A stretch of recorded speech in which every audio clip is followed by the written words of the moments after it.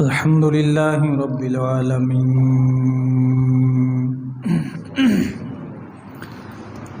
والصلاة والسلام على سيد الأنبياء والمرسلين وعلى آله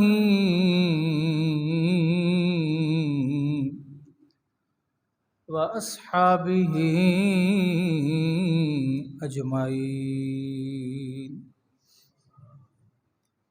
أما بعد فأعوذ بالله من الشيطان الرجيم بسم الله الرحمن الرحيم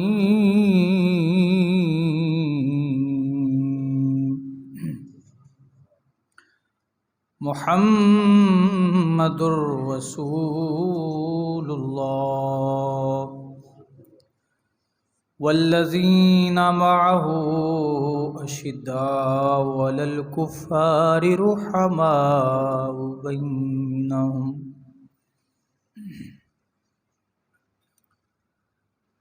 آمنت بالله صدق الله العظيم وبلغنا رسوله النبي الكريم الأمين إن الله وملائكته يصلون على النبي يا أيها الذين آمنوا صلوا عليه وسلموا تسليما الصلاة والسلام عليك يا سيدي يا رسول الله الصلاة والسلام عليك يا سيدي يا رحمة للعالمين الصلاة والسلام عليك يا خاتم النبيين وعلى آلك وأصحابك يا رحمة للعالمين حمد و صلاة کے بعد معزز و محتشم احباب ذی وقار، گزشتہ جمعۃ المبارک پہ خلیفہ سوم حضرت سیدنا عثمان غنی رضی اللہ تعالیٰ عنہ کے فضائل کے حوالے سے کچھ گفتگو ہوئی تھی۔ آج مزید آپ کے فضائل اور آپ کی شہادت جو ہے اس کے متعلق چند چیزیں آپ کے گوش گزار کریں۔ اللہ تعالیٰ نے اپنے محبوب صلی اللہ علیہ وسلم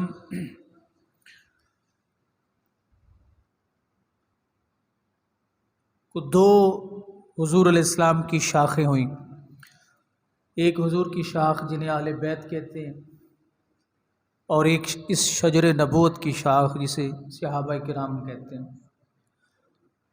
اور پھر ان سے آگے دین مصطفیٰ کریم علیہ السلام پنپا پھیلا اور پوری کائنات کے اندر حضور علیہ السلام کے دین کا جھنڈا جو ہے وہ لہرایا گیا۔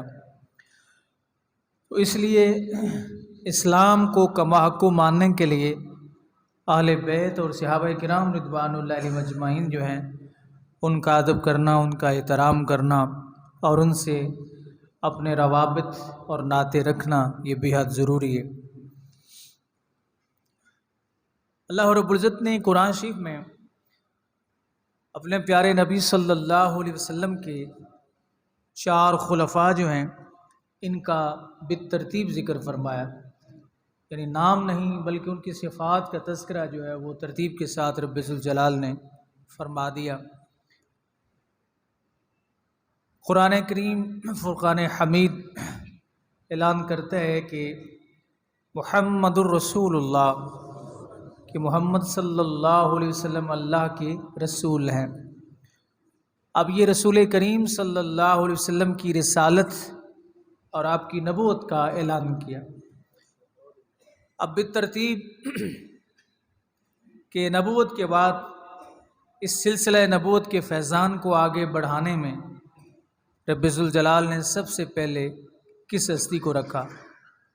فرمایا والذین معہ، اور وہ جو میرے پیارے نبی صلی اللہ علیہ وسلم کے ساتھ ہیں. اب بالعموم وہ سارے صحابہ کرام ہیں، لیکن بالخصوص تمام صحابہ حضور کی معیت میں رہے ہیں، حضور کی صحبت میں رہے ہیں، لیکن جو معیت مصطفیٰ صدیق اکبر کو ملی وہ کسی کو نہ ملی.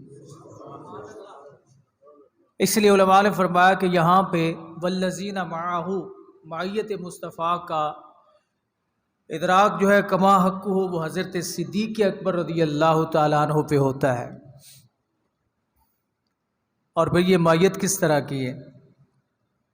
سفر میں بھی ساتھی ہیں، دنیا میں بھی ساتھی ہیں، دنیا سے جانے کے بعد بھی ساتھی.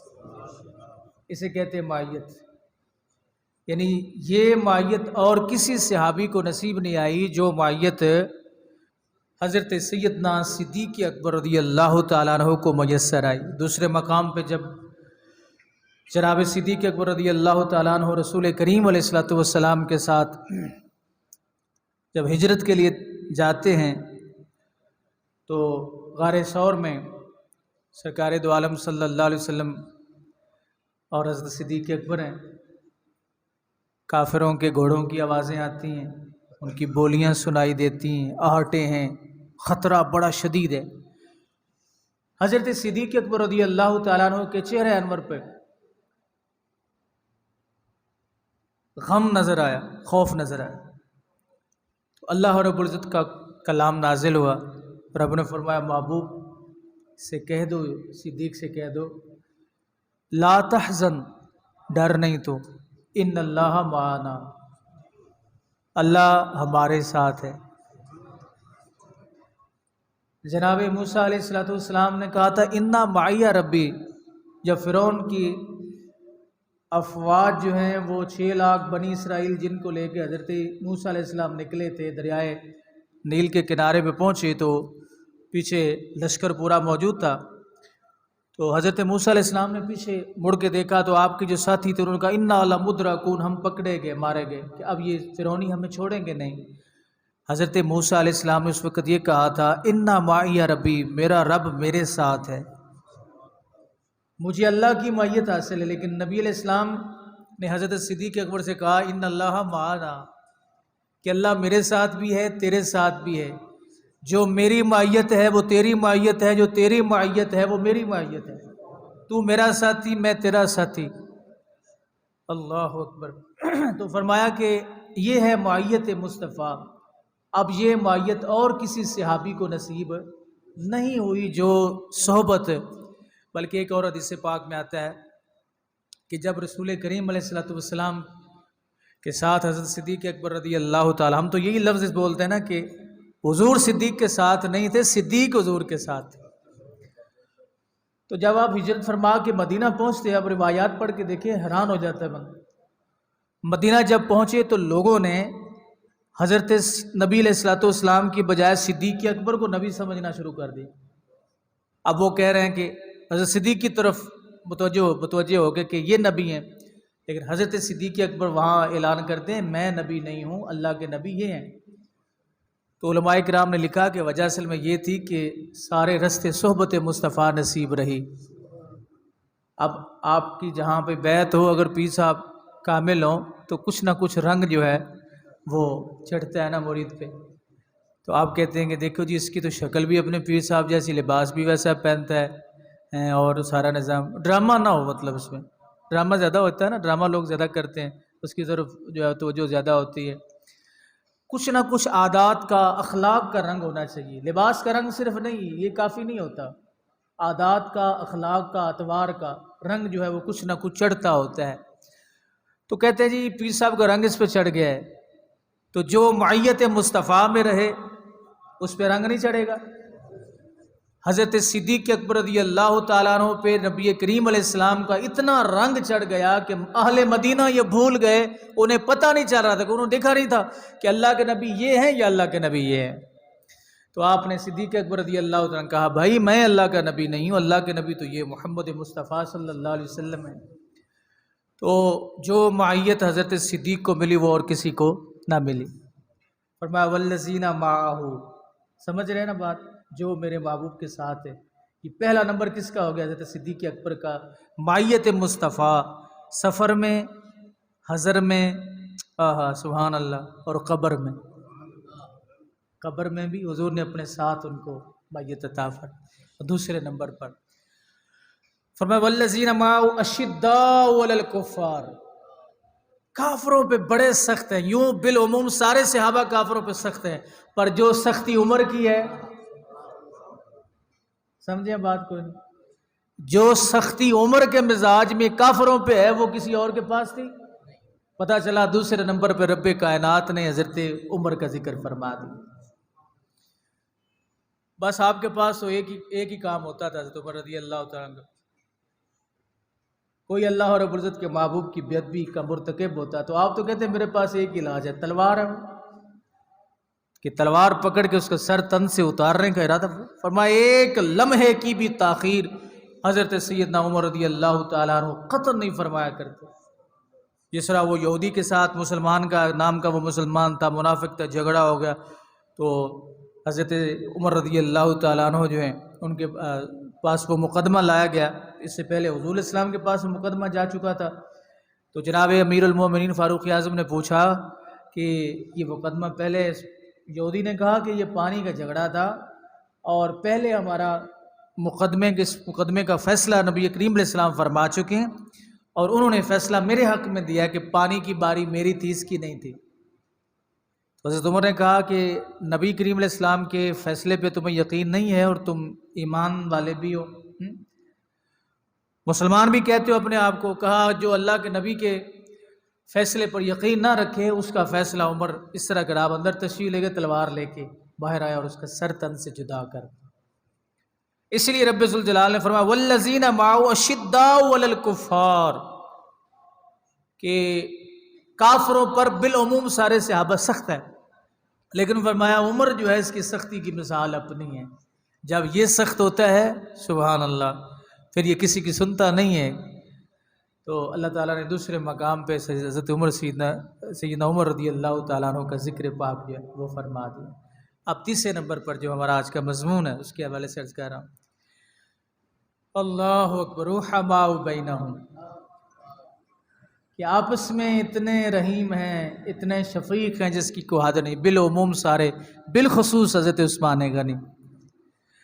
صحابہ کرام رضوان اللہ علیہ مجمعین فرماتے ہیں کہ نبی کریم علیہ السلام کہ مزاج مقدس سے آپ کا اٹھنا بیٹھنا چلنا پھرنا، اور حضور علیہ الصلوۃ والسلام کا بولنا، اخلاق محمدی سب سے زیادہ حضرت سیدنا عثمان غنی رضی اللہ تعالیٰ عنہ کے لہجے میں پایا جاتا تھا، چلنے میں، اٹھنے میں، بیٹھنے میں، بولنے میں، بات کرنے میں، سخاوت میں۔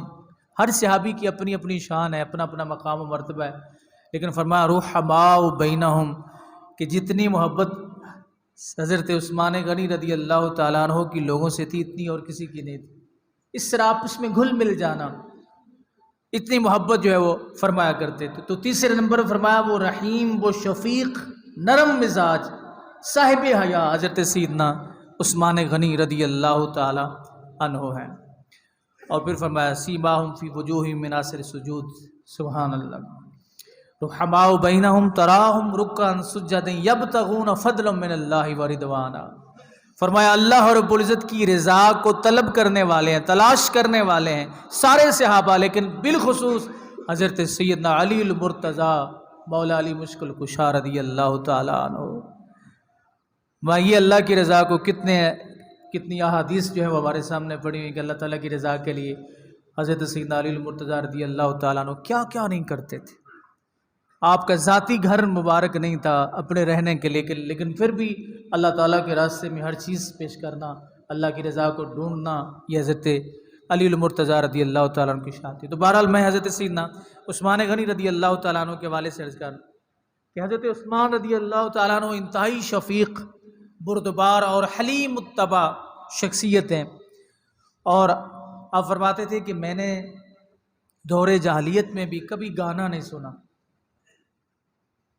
گانا سمجھتے ہیں؟ یہ آج کے دور کی بات نہیں، اس دور میں بھی ہوتا تھا گانا۔ فرماتے میں نے کبھی زندگی میں نہیں سنا۔ اللہ اکبر۔ آج تو یہ حالات ہیں کہ اگر گانا لگا ہوا ہو نا تو بندہ منع ہی کر دے تو اس کی شامت بھی آ جاتی، نہ کوئی شادی حالت سے محفوظ ہے نہ کوئی، بلکہ میں تو یہ دیکھ رہا ہوں، یہ سمجھ رہا ہوں کہ اس گانے کو برا سمجھا ہی نہیں جاتا۔ بڑے بڑے لوگ دیکھے ہیں، یہ شادی حالوں میں اکثر موقع ملتا ہے، وہاں پہ وہ گانے وغیرہ لگے ہوتے ہیں، تو بڑے بڑے جبے کبے والے احتجاج بھی نہیں کرتے، اتنا بھی اپنی زبان سے نہیں کہتے کہ یار ان کو باندھی کرا دو۔ چلیں آپ ایک مرتبہ تو کہہ سکتے ہیں نا، پتہ نہیں اس وقت نمازیں کدھر چلی جاتی ہیں، اس وقت یہ جذبات کدھر چلے جاتے ہیں، بڑے معاملات عجیب سے ہو جاتے ہیں، بڑے مزے سے بیٹھے ہوتے، کھانے کے انتظار، نمازیں بھی ضائع ہوتی رہتی ہیں، نو ٹینشن، کھانا پہلے ہے، گانا بھی چل رہا۔ بھئی ایک مرتبہ آپ ان سے پیغام تو بھجوائے نا کہ یار اس کو بند ہی کر دو، آپ بند نہیں کر سکتے تو کم از کم آہستہ ہی کر دو، اگر آہستہ بھی نہیں کر سکتے تو آپ وہاں سے اٹھ کے باہر تو بیٹھ سکتے ہیں۔ آپ کا وہاں کبھی احتجاج کر کے دیکھیں تو صحیح۔ ہم ایک دفعہ نا ایک جگہ پہ جا رہے تھے، گاڑی میں بیٹھ کے، بڑی لطیف آئی، 3 مولوی تھے، تو ہم نے ویگن پہ بیٹھنے لگے تو اس وہ ڈرائیور کہتا ہے مولوی صاحب ٹیپ نہیں جی بند ہونی، پہلے کیا ہے مولوی بندے پھر نا روڑا پاونا رہا ہے۔ اچھا افسوس کی بات یہ ہے کہ یہ صرف مولویوں کی ذمہ داری ہے اور کسی نے رسول اللہ کا کلمہ نہیں پڑھا۔ حضور نے فرمایا الغناء ينبت النفاق فی القلب کما ينبت الماء زرع۔ حضور اسلام فرماتے ہیں یہ جو ساز باجے ہوتے ہیں نا، غنا، یہ دل میں منافقت پیدا کرتے ہیں اور اس کی انتہا زنا پہ ہوتی ہے۔ اس ساز باجے کو جس کو ہم اپنی روح کی غذا سمجھتے ہیں معاذ اللہ، یہ میرے آقا فرماتے ہیں یہ مزاج میں، طبیعت میں نفاق، منافقت پیدا کرتے ہیں اور انتہا اس کی برائی پہ جا کے ہوتی ہے۔ تو سب نے حضور کا کلمہ پڑھا اور سب کو پر امن تو احتجاج کر لینا چاہیے، لڑائی نہ کریں۔ اور مولوی صاحب ٹیپ نہیں جب بند ہونی، لینا نہیں تو لے جاؤ۔ ہم ایک دوسرے کے منہ کی طرف دیکھیں، یار عجیب آدمی، اس نے اتنے بندوں میں ہماری توہین کی۔ اب ہمارے پاس بھی کوئی اور راستہ نہیں تھا جانے، چلے یار ٹھیک ہے آپ اپنی مرضی کر لو۔ اب اس نے بیٹھتے جناب وہ لگا دی تھی، لاہور سے آگے جا رہے تھے گجرانوالے کی طرف، اب بیٹھتے اس نے خوب جو ہے وہ اب اپنی آواز کھول کے کہ مولوی احتجاج کر لیں گے اور پھر اس کے بعد جو نظام چلتا رہے۔ جب راوی کا پل کراس ہو آگے تھوڑا سا گزرے مرید کے سے پہلے تو گاڑی کا چلتے پچھلا ٹائر بلاسٹ ہو گیا، سارے نیچے اتر آئے جی، ہم آپس میں ہنسے، ان ڈرائیور تھے کنڈکٹر چڑھن کچیچیاں تھے غصہ۔ میں نے کہا اللہ کے بندے ہنسنے بھی نہیں دیتے ہو اور ٹیپ لگا لو آپ اونچی آواز سے۔ خیر ہم خاموش ہو گئے، دوبارہ ٹائر بدلا، بیٹھ گئے، اب سارے رستے اس نے ٹیپ نہیں لگائی۔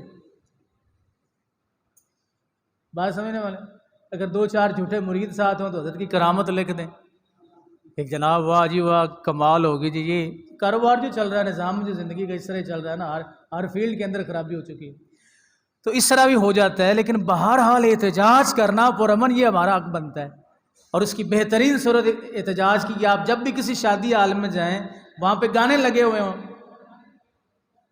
تو پھر وہ کہتے ہیں جی انٹریاں ہو رہی ہیں اس لیے گانے لگائے ہو انٹریاں ہو رہی ہیں، یہ کہ کہاں کی انٹریاں ہو رہی ہیں، کہ کوئی جہنم میں جانے کی انٹری ہو رہی؟ اللہ معاف فرمائے۔ تو حضرت سیدنا عثمان غنی رضی اللہ تعالیٰ وہ شخصیت ہیں، فرماتے میں نے زندگی میں کبھی گانا نہیں سنا، آج ہم ان کا ذکر کر رہے ہیں۔ تو میں دور جاہلیت میں اسلام قبول کر رہے ہیں، 4تھے نمبر پر اسلام قبول کیا تھا، اس سے پہلے بھی فرماتے ہیں کبھی میں نے گانا نہیں سنا، اللہ رب العزت نے مجھے اس طرح محفوظ جو ہے فرمایا کبھی زندگی میں چوری نہیں کی، ایک بال برابر میں، یہ مقام ایسے نہیں ملتے۔ حدیث پاک میں آتا ہے کہ رسول کریم علیہ السلام کے تمام صحابہ کا چناؤ رب کائنات نے خود فرمایا، اللہ کا چناؤ غلط نہیں ہو سکتا، حضور کی ازواج کا چناؤ، حضور کے اصحاب کا چناؤ، یہ اللہ رب العزت نے خود فرمایا کہ محبوب اتنا کمال ہے تو اس کے غلام بھی تو کمال ہونے چاہیے، محبوب اتنا کمال ہے تو غلام بھی کمال ہونے چاہیے۔ اور آپ کو صاحب ہجرتین بھی کہتا ہے، 2 مرتبہ حضرت صدیق حضرت عثمان غنی رضی اللہ تعالیٰ عنہ نے رسول کریم صلی اللہ علیہ وسلم کے دین کے لیے ہجرت جو ہے وہ فرماتے کبھی برائی کا مرتکب نہیں ہوا، کبھی زندگی میں اپنی زبان سے کوئی فحش کلمہ جو ہے وہ زبان سے نہیں نکلا، گندا کلمہ حضرت عثمان. یہ سیرت تو آپ کی یہی ہے نا کہ آج ان کے ذکر سے اور ان کی ذات سے ہمیں یہ درس لینا چاہیے کہ ہم اپنے اخلاق کو سنبھالیں، کیونکہ صحابہ کرام فرماتے ہیں کہ بہترین رسول کریم علیہ السلام کے اخلاق کا جو نمونہ ہے وہ حضرت صدیق حضرت عثمان غنی رضی اللہ تعالیٰ عنہ تھے. اللہ تعالیٰ نے تمام خصوصیات جو ہیں آپ کے اندر اسی طرح کی جس سے نبی علیہ السلام کے مزاج اقدس میں بولنے کے لحاظ سے، کردار کے لحاظ سے تھی، اللہ تعالیٰ نے وہ حضرت عثمان غنی رضی اللہ تعالیٰ کے مزاج میں رکھی. فرمایا کبھی بھی میں نے برائی کا ارتکاب نہیں کیا. یہ جناب عثمان غنی رضی اللہ تعالیٰ عنہ فرمایا کرتے تھے. ہر جمعے پہ بڑا قیمتی سوٹ پہن کے آتے، جمعے پہ اپنی طاقت اور استطاعت کے مطابق. بعض روایتوں میں آتا ہے کہ 4,000 درہم کا سوٹ پہن کے آتے. اب وہ کس طرح کا سوٹ ہوتا ہوگا؟ کپڑے شاید عام ہی ہوتے ہوں گے، لیکن اس وقت چونکہ کپڑے کی قلت تھی نا، اتنا عام نہیں تھا، اس لیے مہنگا تھا کپڑا. اس میں مزید کوئی اچھی قسم کا ہوتا ہوگا. مہنگے سے مہنگا کپڑا پہن کے آپ آتے تھے. تو کسی نے ایک دن پوچھ لیا کہ حضرت یہ بطور تکبر تو نہیں پہن کے آپ آتے؟ تو آپ نے اس کا جواب دیا کہ تم نے میرے آقا کا فرمان نہیں سنا، ان اللہ جمیل و یحب الجمال. اللہ خود بھی حسین ہے، حسن سے محبت فرماتا ہے. میں سونے کے دربار میں سونا ہو کے نہ جاؤں؟ نہیں، ہم تو کپڑے پہنتے ہیں لوگوں کو دکھانے کے لیے. شادی کے پروگرام پہ جانا ہو تو بڑے خوبصورت کپڑے، مسجد میں آنا ہو چلو کوئی بات نہیں، دھلے ہوئے تو ہے نا. جس ٹوپی سے آپ مسجد میں آتے ہیں، کئی مرتبہ یہ چیزیں عرض کی ہیں، جس لباس کے ساتھ آپ مسجد میں آتے، جمعہ پڑھنے کے لیے آتے، کیا اس لباس کے ساتھ اپنے عزیزوں کی شادی میں جا سکتے ہیں؟ بتائیے جی. نہیں جائیں گے. یعنی وہاں تو پھر 2 گھوڑے بوسکی پہن کے جانا. اس کا مطلب یہ ہوا وہی حضرت میاں شیر محمد صاحب رحمۃ اللہ علیہ تعالیٰ والی بات کہ بیلیا تو رب نو مڑ آدھے رنگا بھی نہیں سمجھنا ہے. دوسروں کے پاس جاتا ہے بڑے خوبصورت لباس پہن کے جاتا ہے، اور جب اللہ کے گھر میں آنا ہو تو وہی ورک شاپ والا گندا میلا سوٹ پہن کے آ جاتے ہو. تو کبھی ایک سوٹ رکھ لو نا بھائی. رب کی بارگاہ میں حاضر ہونا تو بطور تکبر نہیں بلکہ بطور انعام کہ اللہ تعالیٰ نے مجھے نعمتوں سے نوازا ہے. نبی علیہ السلام کے سامنے ایک شخص حاضر ہوا، اس کا لباس بڑا گندا تھا. حضور نے فرمایا قریبا کتنی بھیڑیں ہیں، کتنی بکریاں ہیں؟ یا رسول اللہ، اللہ کا فضل ہے، بڑی بھیڑیں، بڑی بکریاں، بڑے اونٹ. فرمایا اتنا کچھ تمہارے پاس موجود ہے تو اپنا لباس دیکھا ہے. اللہ رب العزت کی نعمت کا کفران کر رہا ہے. اللہ نے تجھے دیا ہے.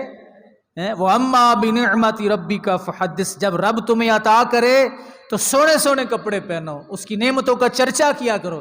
پر مولوی نہ پاون، مولویاں نہیں پانے چاہیے. انہوں نے کوئی سدے نا گھڑے دے وچوں گڈے ہوئے کپڑے میں ملیٹے ہون بغیر استری تو وہ پوانے چاہیے. یہ چنگے نہیں لگتے نا اچھے کپڑے انہوں پائے ہوئے. کیوں جی ایویں گل ہے؟ ناراض تو نہیں ہو رہا؟ میں مولویاں نہیں آندا پیا، تسی مولوی تو نہیں ہو سارے. اللہ اکبر. تو حضرت عثمان غنی رضی اللہ تعالیٰ فرمایا، آپ نے فرمایا تمہیں پتہ نہیں ہے اللہ خود بھی حسین ہے، وہ حسن سے محبت فرماتا ہے. تو میں قیمتی خوبصورت لباس پہن کے اس رب کائنات کی بارگاہ میں کیوں نہ جاؤں کہ جب اس کی نظر مجھ پہ پڑے تو میرا رب یہ فرمائے کہ میرا بندہ میری بارگاہ میں کتنا سونا سج سنور کے آیا.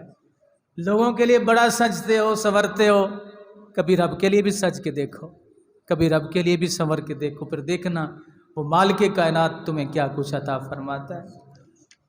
تو فرمایا کبھی بھی آپ میلے لباس سے یا عام لباس سے، کہ اللہ کے بہت بڑے رئیس تھے، اور یہ انہیں کہتے ہیں رئیس اعظم. یہاں تو جس کے بعد 20 ایکڑ زمین وہ بھی 4 لوگوں کو بلا کے کھانا کھلا دے اور رئیس اعظم. لیکن رئیس ایسے ہوتے ہیں حضرت عثمان غنی رضی اللہ تعالیٰ. اور ہر جمعہ پر آپ ایک غلام آزاد فرمایا کرتے تھے. پتہ چلا کہ جمعے کے دن صدقہ کرنا یہ کتنی بڑی فضیلت ہے. آج میرے کچھ گلے میں مسئلہ ہے، اس لیے معذرت چاہتا ہوں، ناراضگی نہیں فرمانی آپ. ہر جمعے پر حضرت عثمان غنی رضی اللہ تعالیٰ عنہ ایک غلام آزاد فرماتے تھے. اور بسا اوقات یہ ہوتا تھا کہ جناب عثمان رضی اللہ تعالیٰ عنہ کسی جمعے پر غلام آزاد نہیں فرما سکتے تھے نا، کوئی مطلب پیسوں کی قلت ہو جاتی بسا اوقات میں، تو اگلے جمعے 2. لیکن آپ کا یہ معمول رہا کہ غلام آزاد فرماتے تھے. اللہ اکبر. اور جناب عثمان غنی رضی اللہ تو جب آپ کی شہادت کا وقت آیا، حضرات یہ بڑا بڑے دکھ والی بات ہے، امام حسین رضی اللہ تعالیٰ عنہ پر چند دن پانی بند رہا، لوگوں نے حضرت امام علی مقام کے اس کردار کو کوئی نہ بھلا سکا، لیکن حضرت عثمان پر 30 دن تک پانی بند رہا۔ آج ان کا تذکرہ بہت کم ملتا ہے۔ جو حضرت عثمان غنی رضی اللہ تعالیٰ عنہ پر ظلم کیے گئے، بھوکا اور پیاسا رکھا گیا آپ کو۔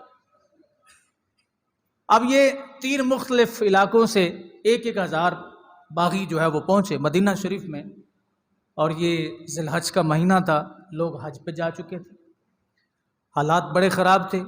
حضرت سیدہ عائشہ رضی اللہ تعالیٰ عنہ، حضرت سیدنا علی المرتضیٰ رضی اللہ تعالیٰ عنہ، سب کے پاس وہ لوگ آئے اور انہوں نے کہا کہ یہ عثمان غنی جو ہیں یہ اقربا پروری کرتے ہیں، کہ اپنے جو عزیز و اقربا ہیں ان کو نوازتے ہیں۔ حضرت علی المرتضیٰ نے سیدہ عائشہ رضی اللہ تعالیٰ عنہ دیگر کبار صحابہ کرام نے کہا ایسی کوئی بات نہیں ہے، تم چلے جاؤ اپنے گھروں میں، لیکن وہ لوگ جانے والے نہیں تھے، باغی تھے، وہ ایک پوری پلاننگ کے تحت جو ہے وہ پہنچے تھے۔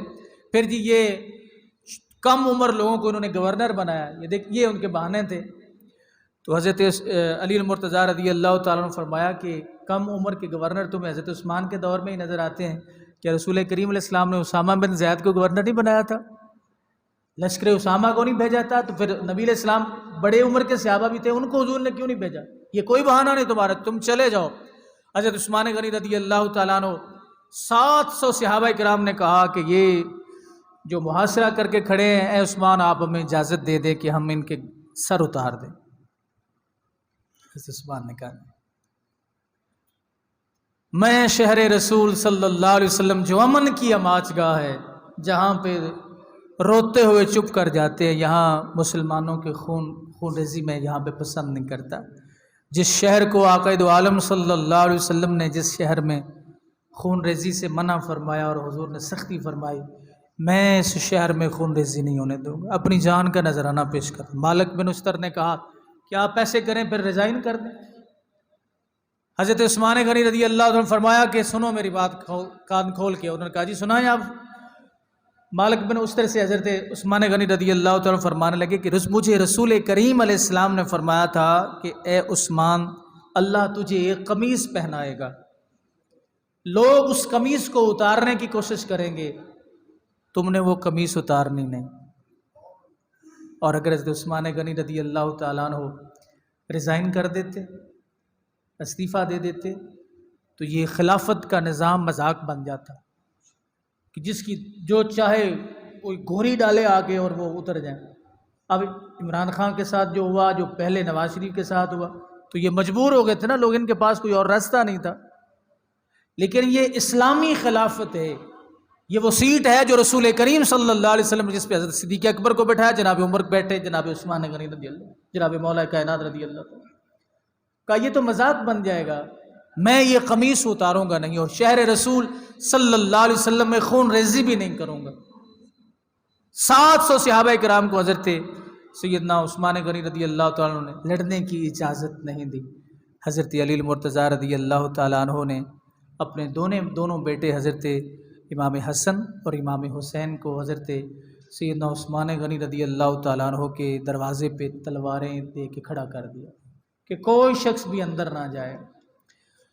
عصر کی نماز کا وقت تھا، جمعہ کا دن تھا، آپ قرآن شریف کی تلاوت میں مصروف تھے، قرآن پڑھنے کا ذوق شوق پچھلے جمعہ بھی عرض کیا تھا بہت زیادہ تھا حضرت عثمان غنی، اور آپ نے قرآن شریف جو ہے اس کو جمع بھی فرمایا تھا، اسے جامع القرآن بھی آپ کو کہا جاتا ہے، قرآن کو جمع کرنے والے ترتیب کے ساتھ۔ تو آپ تلاوت میں مشغول تھے کہ چھت کی طرف سے کچھ لوگ اندر آ گئے اور انہوں نے حضرت عثمان غنی پر وار کیا۔ آپ کی بیوی حضرت نائلہ رضی اللہ تعالیٰ نے آگے ہاتھ کیا جس سے ان کے ہاتھ کی انگلیاں کٹ گئیں۔ حضرت سیدنا عثمان غنی رضی اللہ تعالیٰ نے تلوار سے ہاتھ کو روکنا چاہا تو آپ کا دایاں ہاتھ جو ہے یہاں سے کٹ گیا، اور آپ نے افسوس کرتے ہوئے کہا کہ ظالمو یہ وہ ہاتھ ہے جس سے میں وحی کی کتابت کرتا تھا۔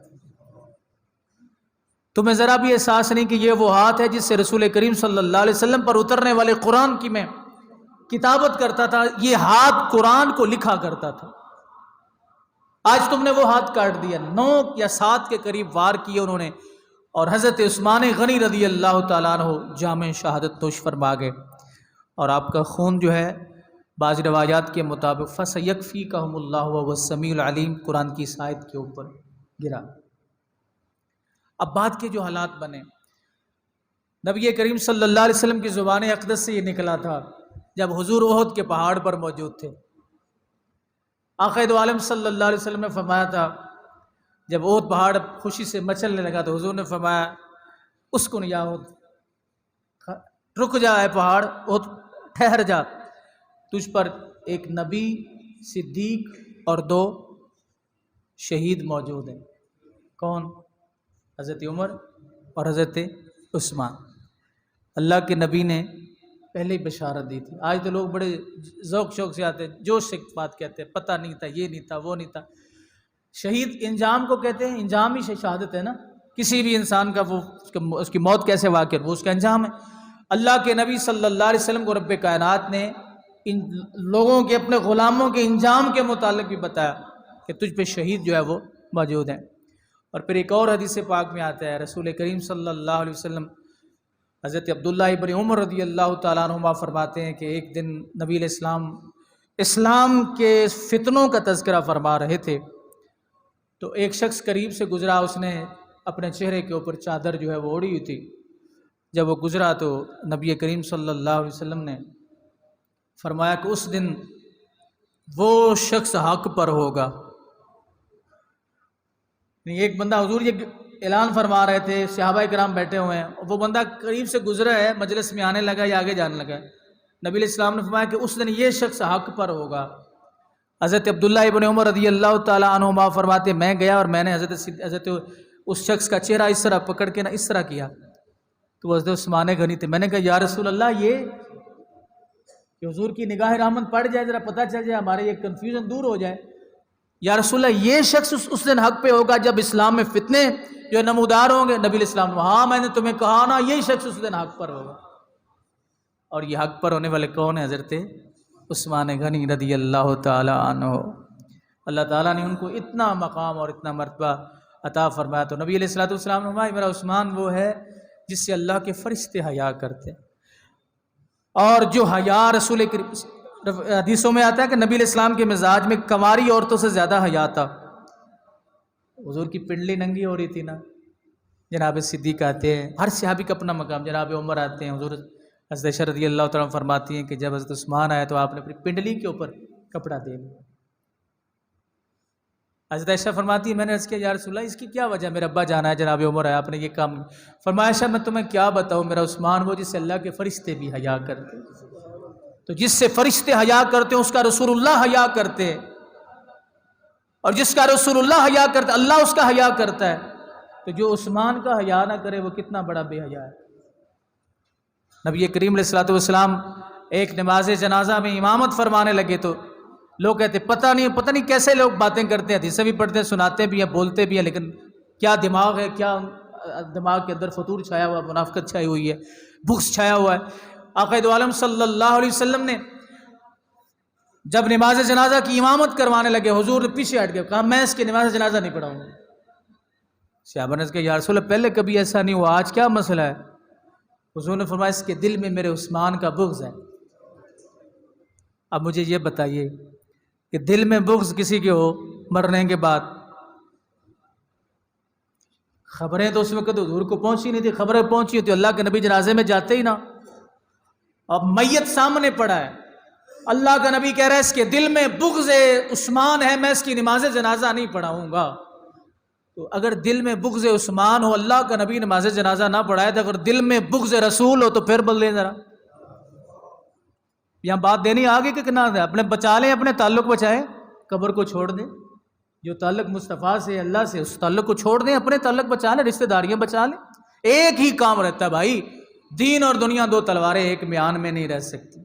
اگر قبر کا معاملہ سیدھا کرنا ہے تو قبر والوں سے وفا کرنے پڑے گی، قبر کے معاملے اللہ اور اس کے رسول کے سپرد ہیں، رسول اللہ میں مہربانی فرماتے جائیں گے، اللہ ان کی دعاؤں کو قبول کرتا جائے گا، سارے معاملات آسان ہو جائیں گے۔ لیکن جس کے دل میں بغض عثمان ہو، اللہ کا نبی کہے کہ اللہ نے مجھے آنکھیں بھی وہ عطا فرمائی ہیں، میں نے دیکھ بھی لیا ہے کہ اس کے دل میں میرے عثمان کا بغض ہے، میرے داماد کا بغض ہے جن کو میں نے 2 بیٹیاں یہ کے بعد دیگرے جن کے نکاح میں دی، اور فرمایا میرے آقا نے اگر میری 40 بیٹیاں بھی ہوتی ایک ایک کر کے وہ دنیا سے چلی جاتی میں ساری کی ساری اپنے عثمان کے نکاح میں دے دیتا۔